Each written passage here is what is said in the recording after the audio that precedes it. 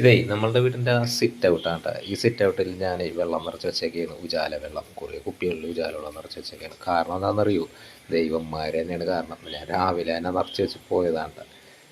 രാവിലെ നിറച്ച് വെച്ചിട്ട് ഉച്ചക്ക് ഭക്ഷണം കഴിക്കാൻ വേണ്ടി വന്നപ്പോൾ കണ്ടൊരവസ്ഥയാണിത്. ഉജാല വെള്ളം നിറച്ച് വെച്ചിട്ടുണ്ടെങ്കിൽ ഇതേപോലെ നായ്ക്കൾ വന്നൊന്നും കിടക്കില്ലെന്നൊക്കെ കേട്ട ആൾക്കാർ പറയുന്നത്. അത് കേട്ടിട്ട് ഞാൻ ചെയ്തു നോക്കിയതാണ്. പക്ഷേ ഒരു രക്ഷയില്ല കേട്ടോ. ഈ നായ്ക്കളെ കൊണ്ട് ഭയങ്കര ശല്യമായിരിക്കുകയാണ്. സിറ്റ് ഔട്ടിൽ വന്ന് കിടക്കുകയാണ്.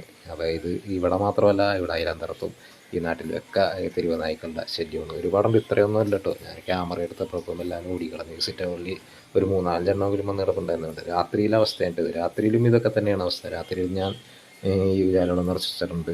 എന്നിട്ടും ഇത് വേണ്ട. ഇപ്പോൾ ഇതിൽ 2-3 ഉണ്ട്. 2 വന്ന് സിറ്റ് ഔട്ടൊക്കെ ആകെ മെനകേടാക്കിയാണ്, ഉള്ളിയൊക്കെ ഇട്ട് ആകെ മെനകേടാക്കിയാണ്.